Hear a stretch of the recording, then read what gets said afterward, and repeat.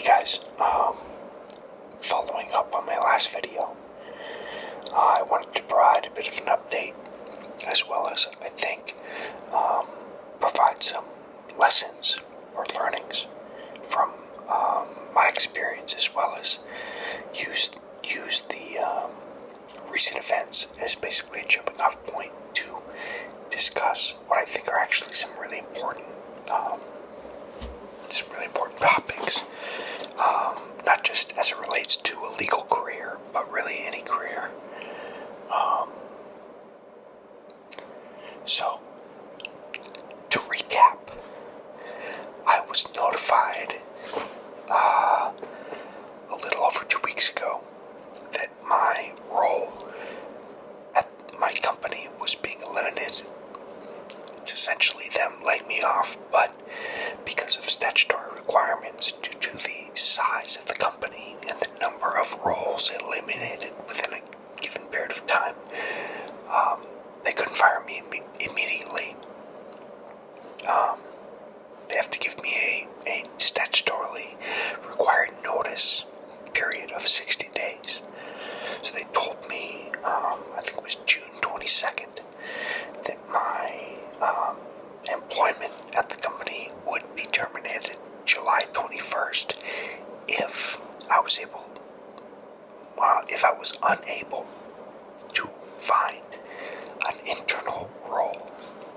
An internal role is basically just like, a job opening within the company that you qualify for. So that was, I think it was May 22nd.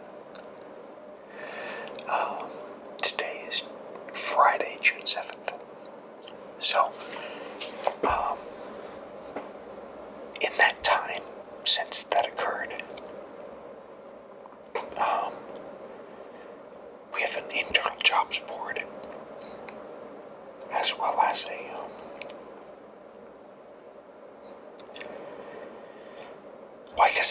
we have the internal jobs board. Some of those jobs are posted externally to public places like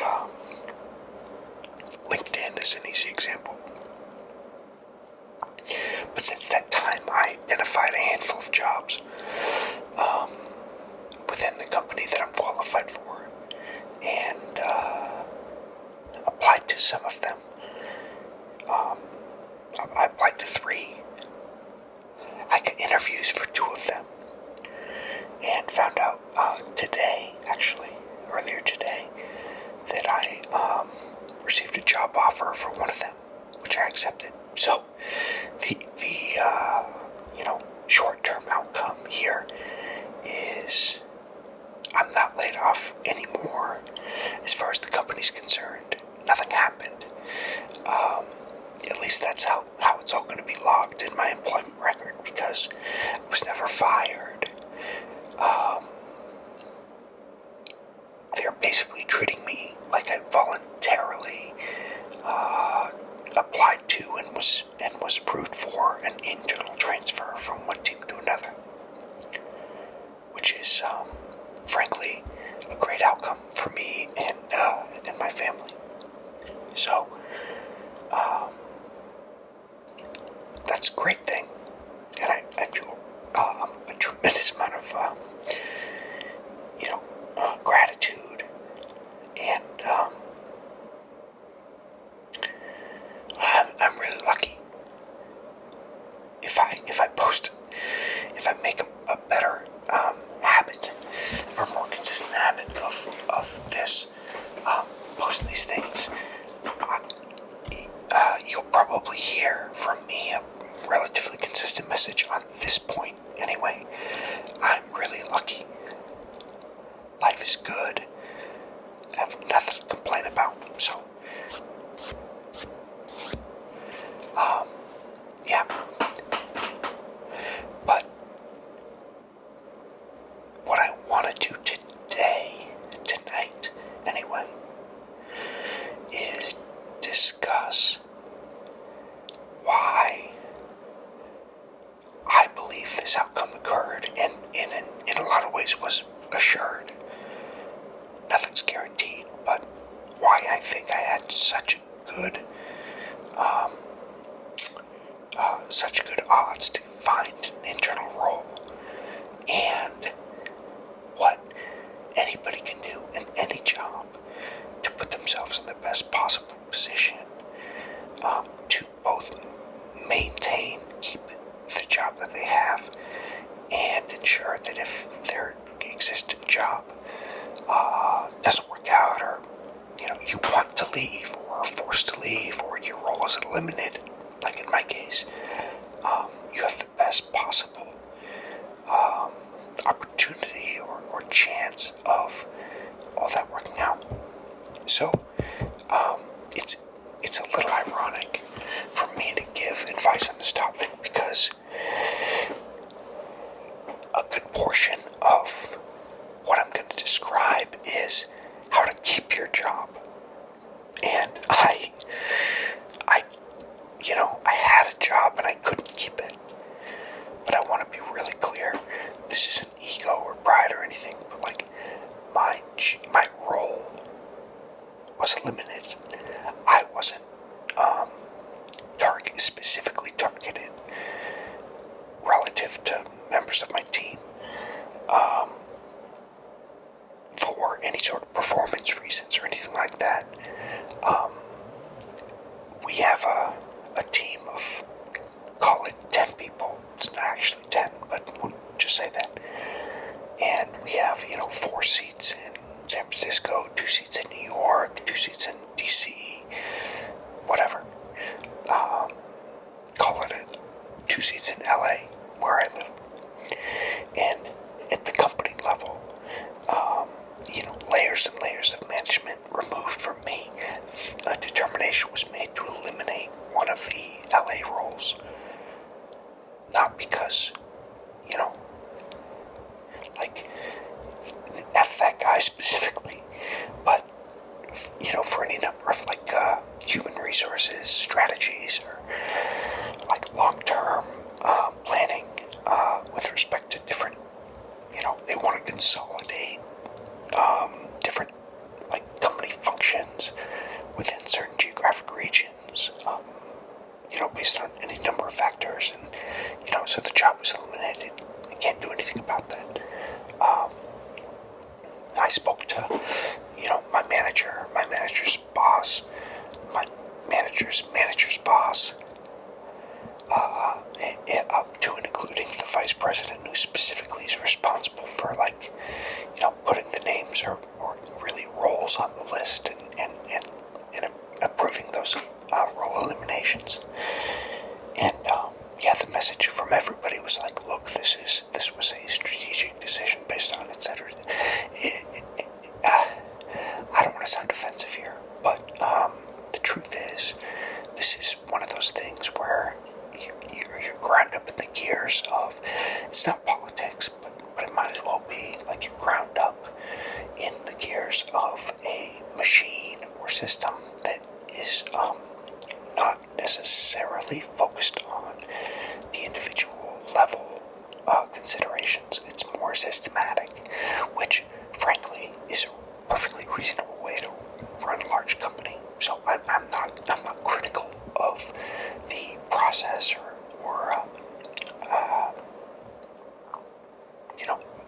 corporate machinery that produced or resulted in my being laid off. So, but I want to lay all that out at the outset. That's what happened before this video. I was laid off on, or told my role was being eliminated on May 22nd. I was told I had 60 days to find an internal role if I wanted to stay at the company.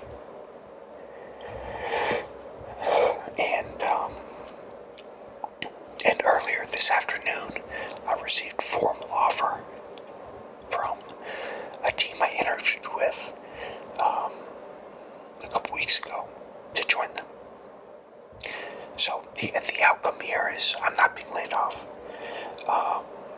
I get transfer internally from one team to another and keep, not my job, but keep, like, maintain my employment. So that's a lot of preamble, but what I'm saying is the company that I worked at had openings that I was qualified for. If that wasn't the case, none of this would have happened. So I want to make sure that I'm clear about that specific, fact, circumstance that was extremely lucky, and a basically prerequisite for this situation playing out the way that it did. Okay, so I'm gonna make a list here of how to get a job, or how to find another job, or how to keep your job, whatever. I think everything I'm gonna put on there applies, but what I'm not gonna write down right now, but I want to acknowledge, is there's a degree of luck here. I got lucky because of the specific openings that existed at my company at this specific time. I was laid off. Again, shorthand for all that stuff I said earlier. That was lucky. In fact, I have a friend. One of my friends at the company who is on a team that works very closely with the team that I'm going to be joining, reached out to me like a week and a half before I was laid off to say, hey, did you see this internal posting? You should check it out. So there was a degree of momentum, there were people at the company who already thought, hey, this is a great job fit for you. And so,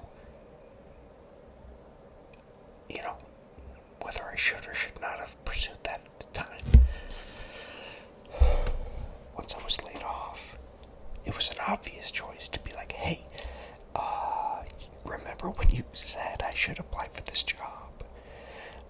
Maybe I definitely should. So that's one factor, luck, and in this sense, it's a prerequisite. If there are not job openings that are in your line of work available to you in your geographic location, everything else is really hard. And I want to acknowledge that. Like, if you are a claymation artist. I'm making stuff up here, so bear with me. If you're a claymation artist and you live in Omaha, Nebraska, and you're looking for a role there, and there are no claymation studios, or there are no content or production companies hiring claymation artists in Omaha, Nebraska, you will not be able to find a job. At least not in the thing that you, at least not, in your field. If there are no claymation artist roles anywhere, you won't find a job even if you're willing to move. There is a significant degree of, I hate to put it in these terms, but product market fit. You bring a certain skill set and interest to the market. If there is a demand for that skill set or the type of role you're looking for, you could find a job. You can find a job. Maybe not at the price, at the level of compensation you want. want, maybe not where you want, but you can find it, right? Like, you can work that out. If not, never mind. So, like, there's a fundamental supply and demand dynamic that must exist as a prerequisite for anything to take place in this space. And I know this is a lot of, like, wind up on my part, like, but I want to acknowledge all of these things because I think that there's a perception out there that certain people are tone deaf or don't recognize how tough the job market is, even though there are X number of, job vacancies and, the national statistics around unemployment or whatever they are, and this is quote unquote a good economy, all that. Like, that does not matter one bit if there are not jobs for you, for your skill set, for your interests, for your career in the location that you live. So, stipulated. Okay, sorry. I know it's a lot of, like, wind up and throat clearing here, but yeah, let me jump right in. These are the best pieces of advice that I have for finding a job, for keeping a job, for maintaining, like, career optionality, for setting yourself up for success in any sort of, like, professional pursuit. All of these things, like, there are a lot of, like, this advice is generalizable, we'll say. Okay? So, and, all the caveats previously stated, all the caveats now, life's not easy. It's, I am very lucky for a lot of reasons. For the opportunities that I was given early in my life, for the, support, financial and otherwise, provided by my parents. For some of it is just, like, purely luck, I think. So I'm sorry if you're frustrated with me restating this, but, like, I know this is me speaking from a place of immense, the word privilege is overdone. Yes, I have a lot of privilege, but, like, that's not only what I'm saying. I'm also saying, like, I have a tremendous amount of privilege, and also I've been lucky. So, if this isn't you, or you don't have the success, or whatever, like, this is not, I don't mean this to be an implicit indictment on your outcomes or anything. I'm just trying to be helpful, and I know that there are going to be people or arguments that go to the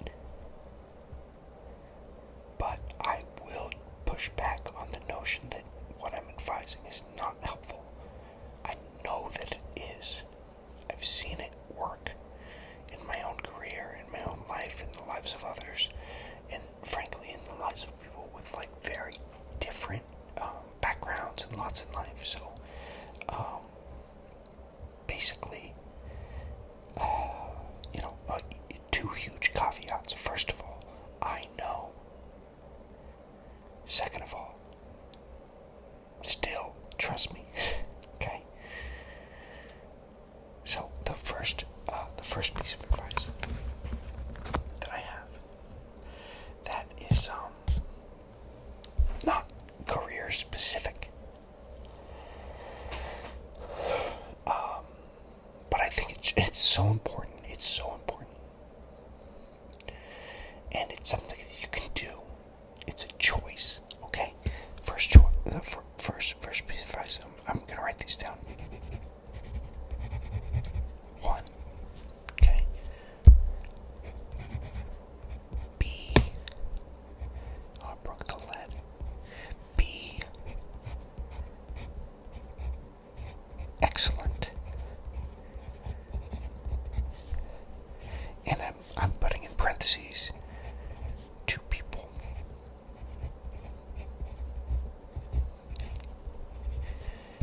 Be excellent. And specifically be excellent to people. Like, this is 80% of the list, frankly.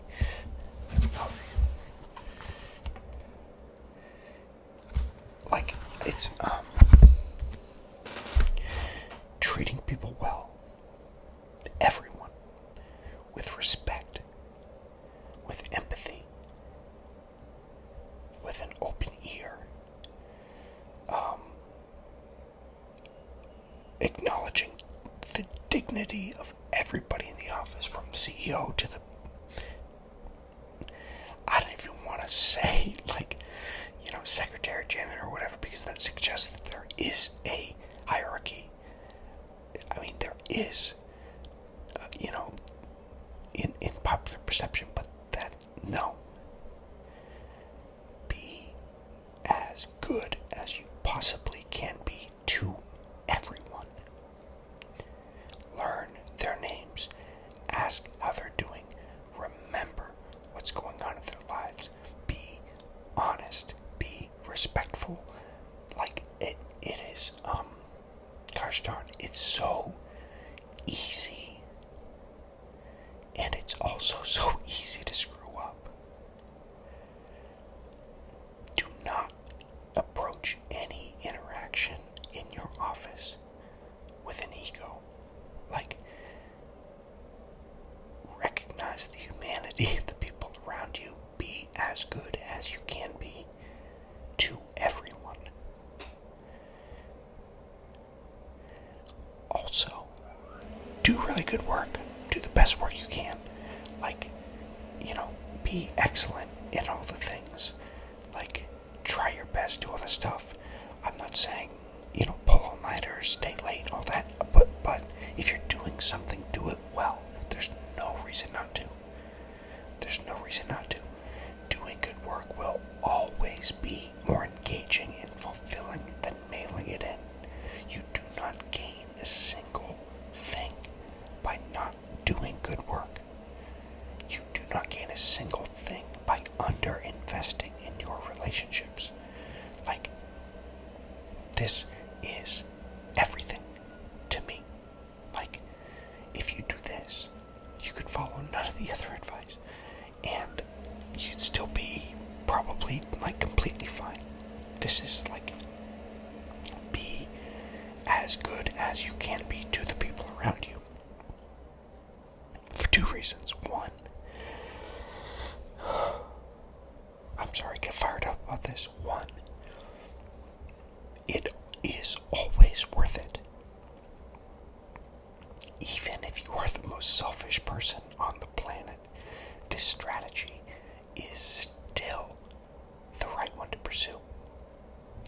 Being excellent to people, specifically, will always work out in your favor. Having a good reputation with your secretaries and your support staff and your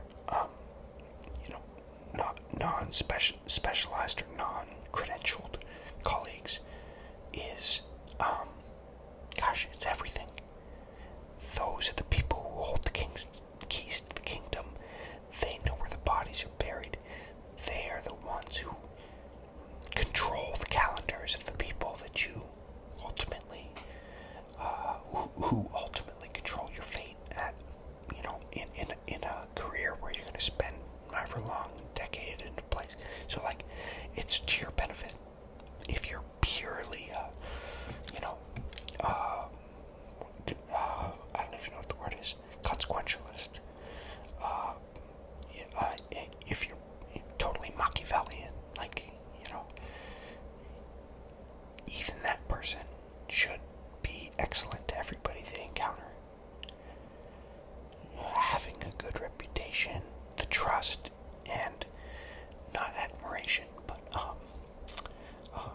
just like favor like positive relationships with people that you work with is so valuable, and so many people miss this.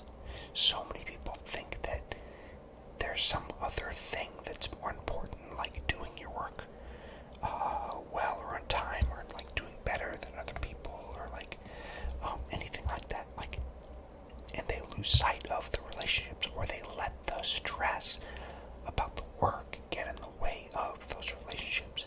It's insane. Okay? Be excellent to the people that you work with. Go above and beyond in every way possible. Treat them with respect and admiration. Learn who they are and what they're about. It's so important, and it will make your work more meaningful anyway. Okay, so that's like the 1A, with a bullet. So, subject to that, right? Be good to everybody you work with. The second point, right, is when it comes to the best way to earn a good reputation with respect to your work, and how do you climb a competitive ladder, whatever. What is the key? Number 2.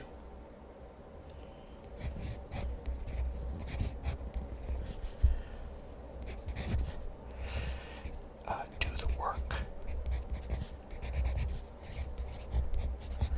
on your desk. Do the work on your desk. So many people try to find the like sexiest work, or like most compelling or in demand, or whatever work that is going on. They look for the shiny assignments, the opportunities to shine, the most high visible, high priority projects.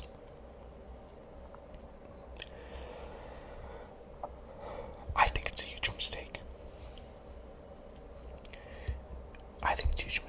You have to. First of all, everybody's going for that. Or everybody who's like trying to climb is going for that. Some people might perceive it as being, I don't know, like a little too political or aggressive. If you're going for something that everybody wants and you get it, because relationships are so important in work and in life and in your career, that might not necessarily be the best outcome, even if that is like the, banner project for the quarter or the fiscal year or whatever. Like, that's, if you are perceived as being overly ambitious, and first of all, I just want to, put a pin here. This is a real issue for women in a way that it's not for men. Being perceived as quote-unquote overly ambitious. Like, overly ambitious, what are we even talking about? What does that mean? You're too ambitious. You are too invested in your career. You want to succeed too much. That's not a bad thing, unless people are using that label to describe women, and it's totally fucked. Excuse me, sorry. It's totally unreasonable. Like, there's a real double standard that exists for men and women in certain fields and professions, and I happen to work in one of them, and I think it's totally ridiculous.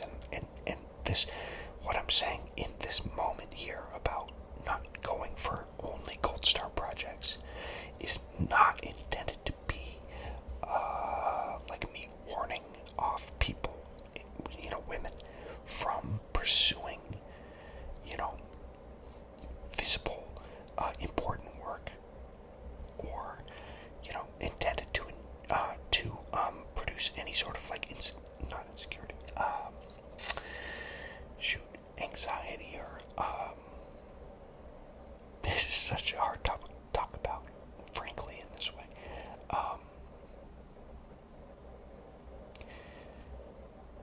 You should go for what you want to go for. Because you want to go for it. Not because you think someone else will think. It's, you should go for it, or it's important, or it's prestigious, or whatever. If you're passionate about it, if you want to do it, crush it. Go get it. Go get it. Don't worry about what other people think. And so I think that's actually the distinction. Just to stumble upon it here. Like, if you're doing something because you want other people to think a certain thing about you, that's probably a signal that you should focus on something else. If you're doing something because you're passionate about it and you want to do it and you think you have what it takes to succeed and you're excited about that, go for it, and do not think for a second about how people might judge you. The thing that I'm specifically talking about here is trying to do the thing to, get the gold star, stand out, whatever, independent of your own passions and interests. And setting aside, and not setting aside, and for the rest of us, I'll say, because I'm in this, who are not especially passionate or interested in our day jobs. If you want more mobility, if you want a good reputation, focus on the work on your desk. Don't chase things that are outside of your, skill range. Don't chase highly visible projects. There's more downside than upside in those spaces. Instead, do the best possible job at everything you are specifically asked to do. And the people who are giving you that work will come to trust and respect you as a worker, and they will come back and give you more. Just based on these first two, be excellent to people and do the work on your desk. Those are the first two, right? Be excellent to people. Well, be excellent generally, but also to people, specifically to people, and do the work on your desk. Just those two things. From my perspective, that's why I got my job, my new job, the one I got hired for after I got laid off. The people that I worked with liked me, not because I'm great, but because I treated them well. Because, frankly, they're great. And I recognized that, and was, just treated them like good. I treated them well. Frankly, I treated them the way that I wanted to be treated, right? Like, it's not complicated. Being kind is not hard. And I did all the things that were asked of me well and at a high level. And just based on those two things, I had a group of people who were willing to go to bat for me and vouch for me and reach out to the hiring manager for the open role to say, you really should hire this guy because X, Y, and Z. Like, just those two things, being excellent, and specifically being excellent to people, and focusing on the work that's in front of you without getting distracted by the shiny object in some other project, some other topic, some other field. Just doing my job at an extremely high level. Like, that was more than enough to qualify me for and put me in the running for, like, this other job. So, those, to me, are the pieces of advice that I would give to anybody, anywhere, who has a job, who has an active career. Like, that's, to me, you should do that anyway. I think it's the right thing to do. I think it's really important to treat people well. I think it's always the right thing to do. For a bunch of different reasons. But if you're still only self-interested and super selfish and whatever, like, and you don't care about other people, even if that's true, it is still the right call to treat everybody well. Because it is still in your best interest in the long term. Without a doubt. No question. And you should never, shirk your responsibilities that you might feel are basic or below you or whatever, just to chase, the shiny, reach opportunity on some other team, or raise your hand to volunteer for some project that is slightly outside your scope. If you're not already crushing your work, those two things, being excellent to people, doing the work on your desk, that's, to me, based on everything I've experienced, that's table stakes for keeping the job that you have, and also for making sure you have opportunities down the line. But the next two things I want to quickly, it's going to be a while, I know, quickly discuss here are specifically related to how to find a job if you're looking for one. Okay? So, the first one, it's I don't think it's manipulative, because I actually think you're giving people an opportunity to do what they want to do. But the third one, and the way I'm going to put it is, number 3 here, is a hold up a mirror, and I'm going to say a flattering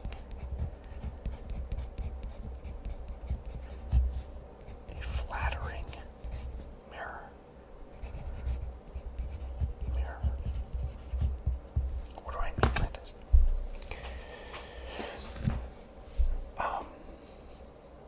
Again, this is going to sound a little manipulative, or I don't know, like you're taking advantage of people's tendencies. But I want to emphasize at the outset, people want this outcome.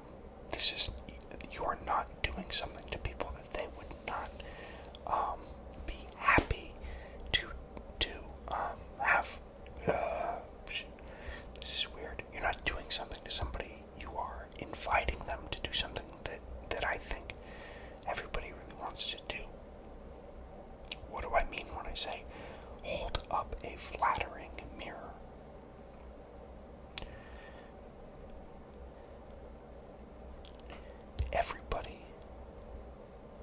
Everybody knows,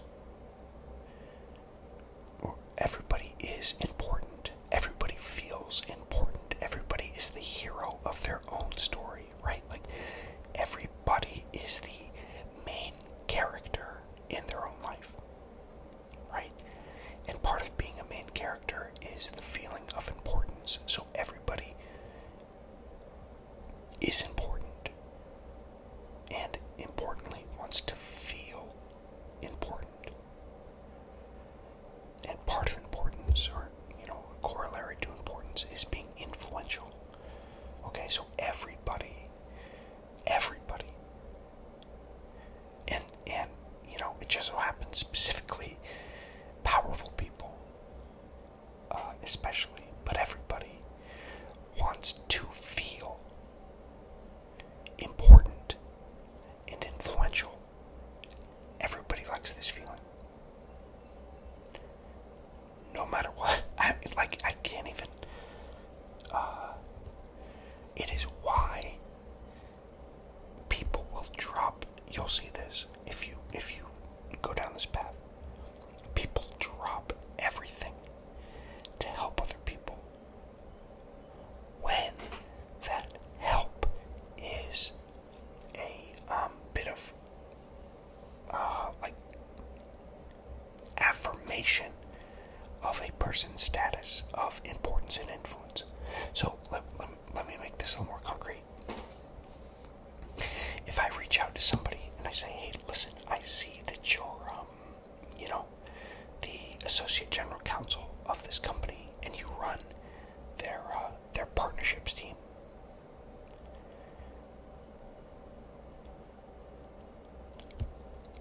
If you have a relationship with that person, or you worked across from them, say hey, listen, I really liked and respected the way that you ran that negotiation, 6 months ago. I really appreciated the way that you managed your team.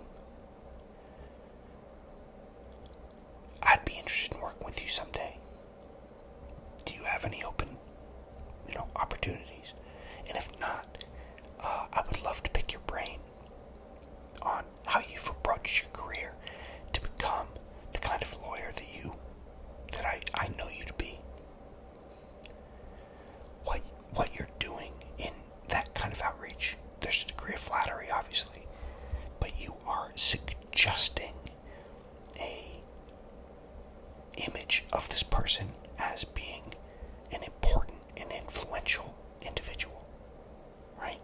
Like you are painting a picture that is an aspirational vision of who that person is to you. The second you make that suggestion, they will do everything in their power to live up to that.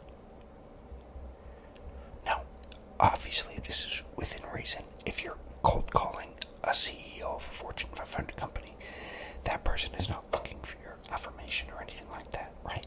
But in most cases, most of the time, the people who are going to be in the best position to help you are people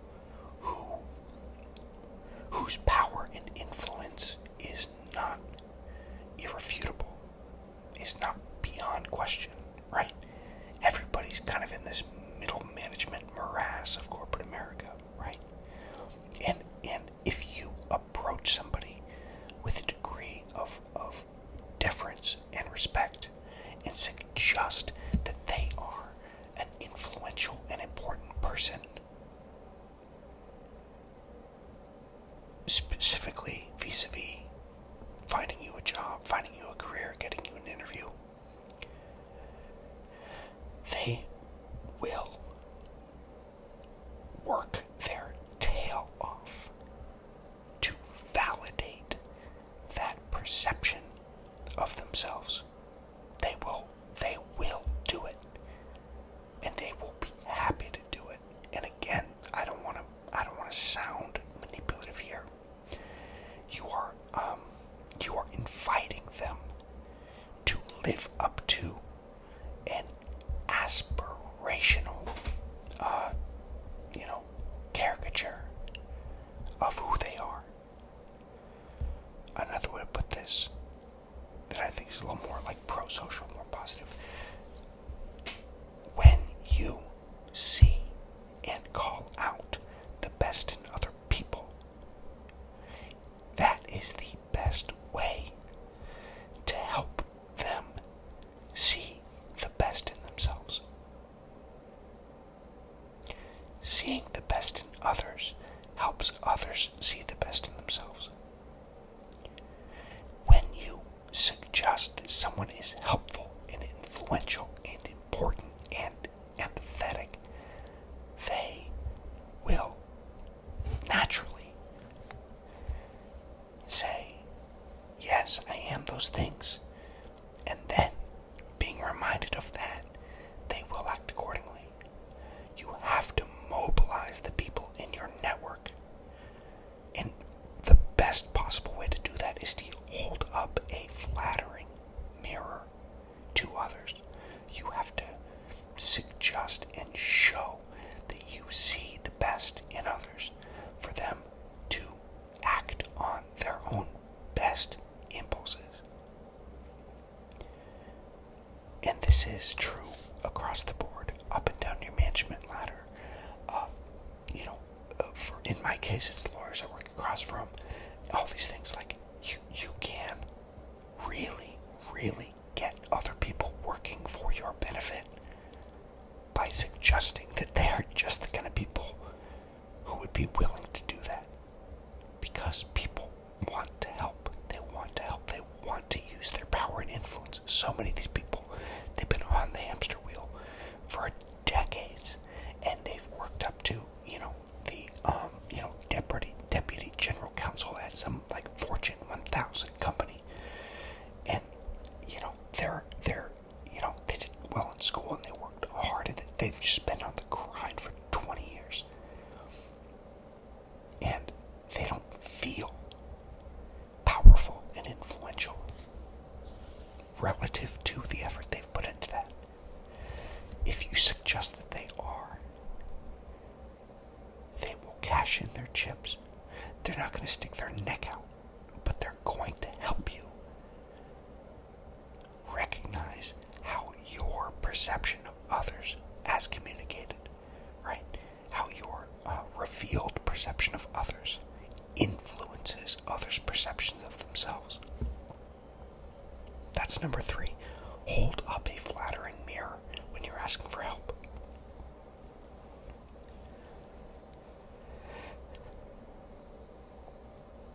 I know I said I was going to be quick with these last two.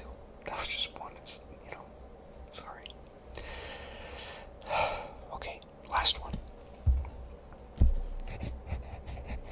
Just to review, we have 1, be excellent, and specifically be excellent to people. 2nd, do the work, and especially do the work already on your desk. Number 3, hold up a mirror, and specifically a flattering mirror. Reveal the best in others.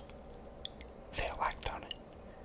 Okay, and number 4, this is the hardest one, but it's also the simplest. I don't mean simplest as in easiest, I mean simplest as in most straightforward. It may be the hardest one of these 4, but you gotta be vulnerable, okay?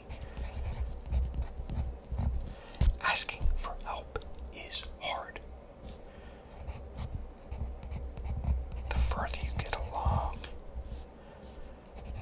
in your career, the more successful you become, the harder it is to be vulnerable. The harder it is to admit that you're looking for another job because you were laid off, or because you were just found out you're not going to get a promotion. All that. Like a lot of people, the tendency is to hide those specific facts and just reach out and say, hey, I'm looking for a job. Rather than say, hey, I just found out I'm being laid off. I need to find a job. I think there's a fear that revealing that vulnerability is going to cheapen or lower your value in the eyes of the other person, and it just doesn't. It just doesn't. Being honest, being real, being authentic, in a way, it feeds into these other issues I've talked about, but more than that, everybody who I've encountered in my career, on some level, has felt like an imposter. Everybody has felt like a failure from time to time. Everybody is trying to uphold this perception of perfection and this image of being invincible and all that. But everybody is pretending. If you can admit to your vulnerability, it invites others to let their guard down and to also see themselves in you in a way that, is not apparent. Everybody loves to network on the visible traits, right? Oh, we both went to Chicago Law School. We have this connection. Oh, we're both from Boise, Idaho. We have this connection.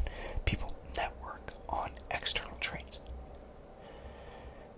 But the truth is, people connect on much deeper, more inherent traits. And one of those is the feeling of vulnerability. People feel vulnerable, exposed, feel like imposters, feel in over the heads, feel deeply anxious about their careers, their stability, all that stuff. Way more than we admit. Okay? When you open up about these things, other people identify with you on a deeper level. It's not, oh, we grew up in the same hometown, I'll help this person. It's, oh, I see myself in you. I recognize my, soul, insecurity, essence in what you're expressing to me. We have perception-based society, and like if you think about something like LinkedIn, right? Like everybody's managing their impressions. And in that world, the power of vulnerability becomes that much more potent. You need to be able to admit that you need help. This relates to some of these other points, right? When people recognize you actually need help, they will be that much more inclined to give it because,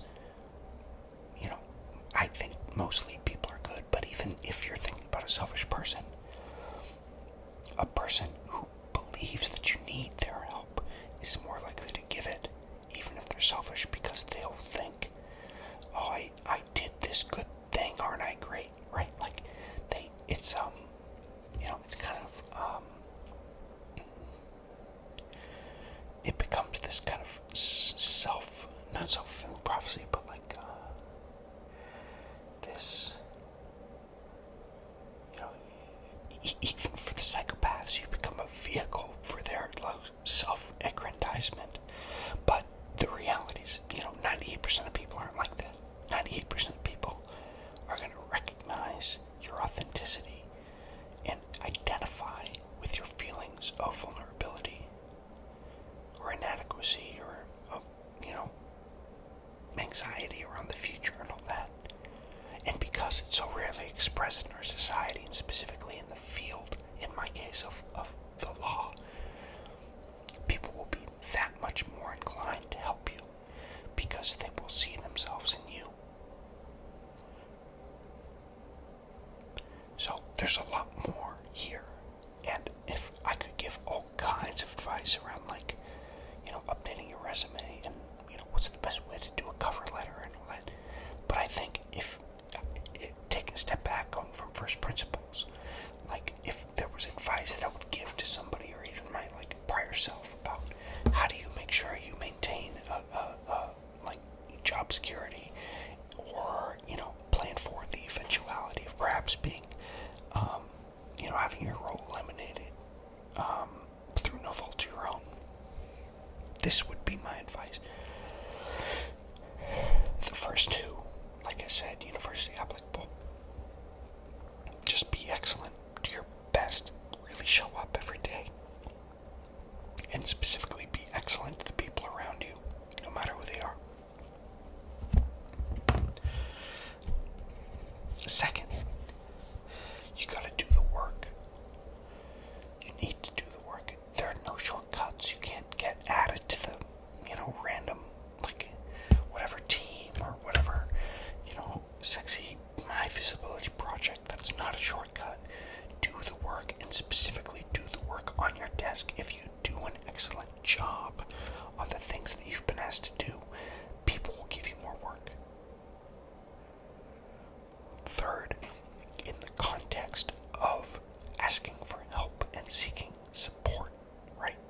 The first thing I think you should do is always hold up a flattering mirror. Find a way to suggest in your outreach that the person that you're reaching out to is important and influential and also inclined to help you. They will live up to that vision. And finally, don't be afraid to be vulnerable. Okay? It's so few people are. And yet, every time people are,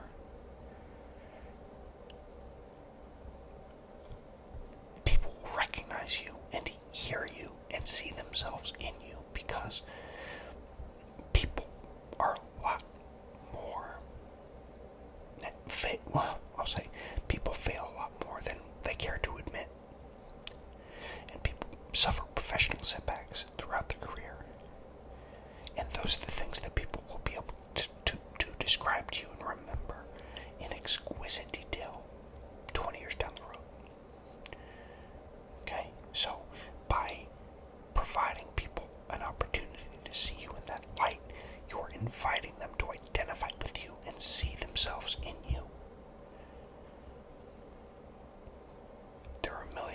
caveats to all these things.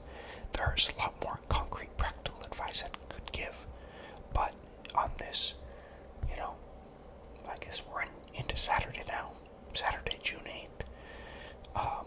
Having just gone through being told I'm losing my job, then mobilizing my network, asking for help, interviewing for additional roles, having people speak to my, both the quality of my work and my character as a colleague, and being able to secure I'll be honest, not to brag, but I don't mind it, an excellent job, well-paying job at an excellent company so soon after being laid off is, it's gratifying, but also I had no doubt this was going to happen. I was so confident this was going to be how it played out because I have so much conviction about, a lot of things, but specifically these. I know I've treated my colleagues well. I know that I've done a good job on the work that's been assigned to me. In reaching out to people, I was